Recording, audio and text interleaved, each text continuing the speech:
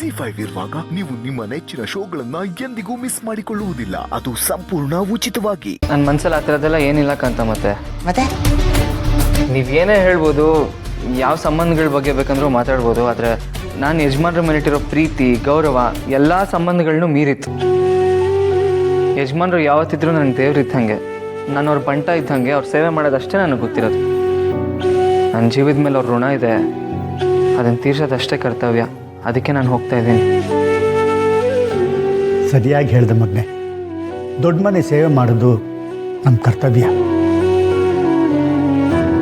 ಸಂಬಂಧಗಳ ನೆಪ ಇಟ್ಕೊಂಡು ನಮ್ಮ ಕರ್ತವ್ಯನ ಮರಿಬಾರ್ದು. ಇಂಥ ಪರಿಸ್ಥಿತಿಲಿ ಯಜಮಾನ್ರನ್ನ ಹತ್ರ ಹೇಗೆ ನಡ್ಕೋತಾರೋ ನನಗೆ ಗೊತ್ತಿಲ್ಲ ಮಗನೆ. ಅವ್ರು ದೊಡ್ಡವ್ರು ಕಣೋ. ಅವ್ರು ಏನೇ ಅಂದರು ನಿನ್ನ ಮನ್ಸಿಗೆ ಹಚ್ಕೋಬೇಡ ಮಗನೆ. ನಿನ್ನ ಕರ್ತವ್ಯನೇ ನೀನು ಮಾಡು.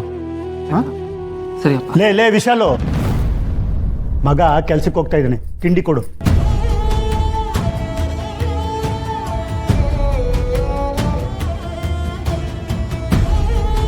ಲೇ ವಿಶಾಲು, ಮೌನವ್ರ ಮಾಡ್ತಿದ್ಯಾ? ಇಲ್ಲ ನಾನು ಬಂದೆ. ಧನು, ಸುಬ್ಬು ಕೆಲ್ಸಕ್ಕೆ ಹೋಗ್ತಾ ಇದ್ದಾನೆ, ತಿಂಡಿ ಕೊಡಮ್ಮ. ಅಪ್ಪ, ಐಶುಗೆ ಹಾಲು ಕೊಡಬೇಕು. ತಿಂಡಿ ಹಾಕೊಡೋಷ್ಟು ಟೈಮ್ ನನಗಿಲ್ಲ.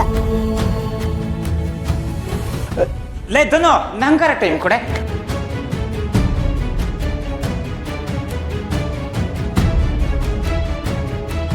ಪರವಾಗಿಲ್ಲ ಬಿಡಪ್ಪ, ನಾನು ಹೊರಗಡೆ ತಿನ್ಕೋತೀನಿ.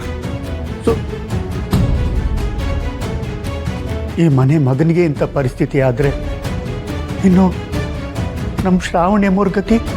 ಮಗ ಅಂತ ಹೇಳಿ ನೀ ನನ್ನನ್ನು ಕಟ್ಟಾಕ್ಬಿಟ್ಟೆ ವೀರು. ಯಾವತ್ತೂ ನನ್ನನ್ನು ಏನೂ ಕೇಳದೆ ಇದ್ದೋ ನೀನು ಇವತ್ತಿದೊಂದು ಮಾತು ಕೇಳ್ತಿದ್ಯಾ? ಆಯ್ತು, ನನ್ನ ಮೊಮ್ಮಗಳ ಮೇಲಿನ ಪ್ರೀತಿನ ಮಮತೆನ ಇವತ್ತು ಒಂದಿನದ ಮಟ್ಟಿಗೆ ನಾನು ಕಟ್ಟಾಕ್ತೀನಿ. ಆದರೆ ಒಂದು ಮಾತು, ಸುಬ್ಬುನ ನೀನು ಅಳಿಯ ಅಂತ ಒಪ್ಕೊಳ್ದೆ ಇರಬಹುದು. ಆದರೆ ನಾನು ಸುಬ್ಬುನ ಶ್ರಾವಣಿ ಗಂಡ ಅಂತ ಮನಸಾರ ಒಪ್ಕೊಂಡಿದ್ದೀನಿ. ಇದನ್ನಂತೂ ಯಾರು ಬದಲಾಯಿಸಕ್ಕಾಗೋದಿಲ್ಲ.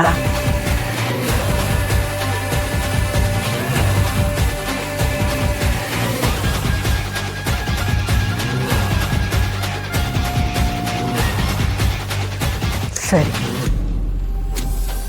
ನೀನೀಗ ಮಾತಾಡೋ ಸ್ಥಿತಿಲಿಲ್ಲ. ಇದ್ರ ಬಗ್ಗೆ ಇನ್ಯಾವಾಗಲಾದರೂ ಮಾತಾಡೋಣ.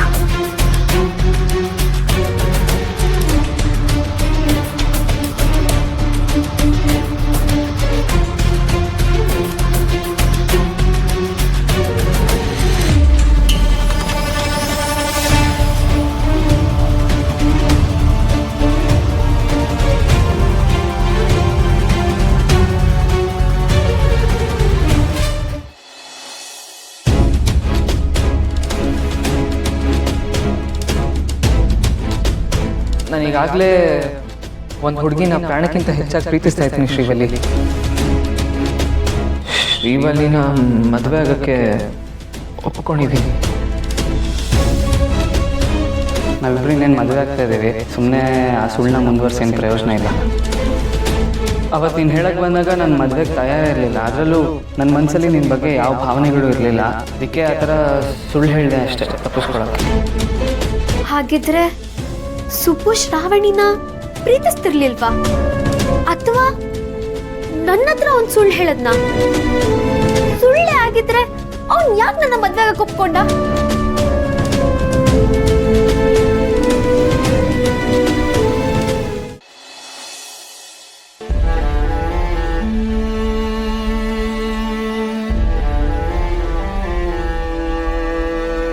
ಲೋ ಅಣ್ಣ, ನಿನಗೇನು ಅನ್ನಿಸ್ತಿಲ್ವೇನೋ?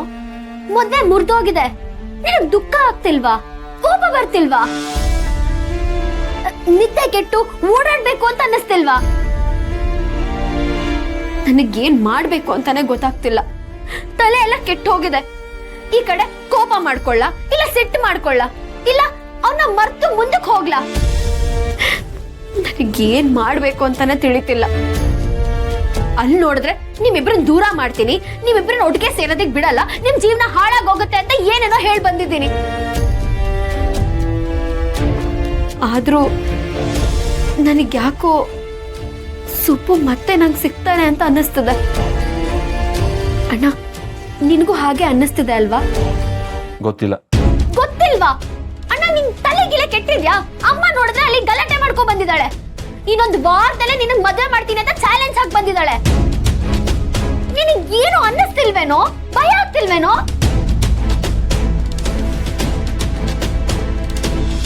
ಹೌದು, ನಾನು ಆರಾಮಾಗೇ ಇದ್ದೀನಿ. ಯಾಕಂದ್ರೆ ನನ್ನ ಪ್ರೀತಿ ಮೇಲೆ ನನಗೆ ನಂಬಿಕೆ ಇದೆ. ವರಲಕ್ಷ್ಮಿ ನನ್ನ ಪ್ರಾಣಕ್ಕಿಂತ ಹೆಚ್ಚಾಗಿ ಪ್ರೀತಿಸ್ತಾಳೆ ಅನ್ನೋದು ನನಗೆ ಗೊತ್ತಿದೆ. ಹೀಗಿರುವಾಗ ನಾನಾಗ್ಲಿ ಅವಳಾಗ್ಲಿ ಬೇರೆ ಯಾರನ್ನ ಮದುವೆ ಆಗಕ್ಕೆ ಹೇಗೆ ಸಾಧ್ಯ? ಅವಳು ಯಾವತ್ತಿದ್ರು ನನ್ನವಳೆ. ಇಂಥ ಗಲಾಟೆಗಳು 1000 ಆಗಲಿ, ಇಂಥ ಮದುವೆ 100 ಸಲ ನಿಂತೋಗ್ಲಿ, ನಾನು ಕೈ ಹಿಡಿಯೋದು ಮಾತ್ರ ಅವಳನ್ನೇ.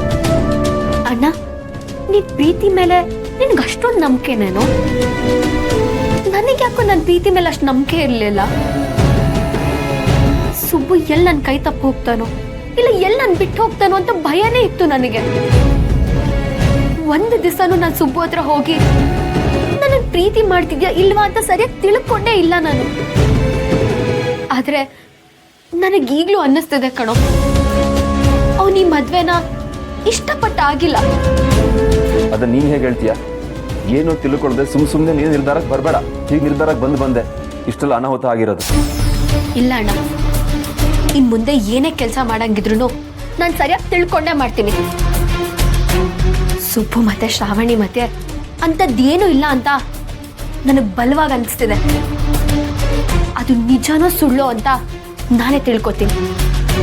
ಸುಬ್ಬುಗೆ ಶ್ರಾವಣಿ ಮೇಲೆ ನಿಜವಾಗ್ಲೂ ಪ್ರೀತಿ ಇಲ್ಲ ಅಂತ ಗೊತ್ತಾದ್ರೆ ನನ್ನ ಖಂಡಿತವಾಗ್ಲೂ ಸುಬ್ಬುನ ಮತ್ತೆ ಪಡ್ಕೋತೀನಿ. ಏನ್ ಹೇಳ್ತಿದ್ಯಾ ಶಿವಲ್ಲಿ ನೀನು? ನೀನು ನಿನ್ ಪ್ರೀತಿನ ಉಳಿಸ್ಕೋತೀನಿ ಅಂತ ಎಷ್ಟು ನಂಬಿಕೆಯಿಂದ ಹೇಳ್ತಿದ್ಯೋ ಅದೇ ರೀತಿ ನಾನು ನನ್ನ ಪ್ರೀತಿನ ಉಳಿಸ್ಕೋತೀನಿ ಅಣ್ಣ. ಅದೇ ನಂಬಿಕೆಯಿಂದಾನೇ ಹೇಳ್ತಿದ್ದೀನಿ. ಆದ್ರೆ ನಾನು ವರಲಕ್ಷ್ಮಿ ಇಬ್ರು ಒಬ್ರನ್ನೊಬ್ರು ಪ್ರೀತಿಸ್ತಾ ಇದ್ದೀವಿ. ನಿನ್ ವಿಷಯದಲ್ಲಿ ನೀನ್ ಮಾತ್ರ ಸುಬ್ಬನ್ ಪ್ರೀತಿಸ್ತಿದ್ಯಾ, ಆದ್ರೆ ಸುಬ್ಬು ನನ್ನ ವಿಷಯದಲ್ಲಿ ಮಾತ್ರ ಅಲ್ಲ, ನನಗೆ ಶ್ರಾವಣಿ ವಿಷಯದಲ್ಲೂ ಹಾಗೆ ಅನ್ನಿಸ್ತಿದೆ.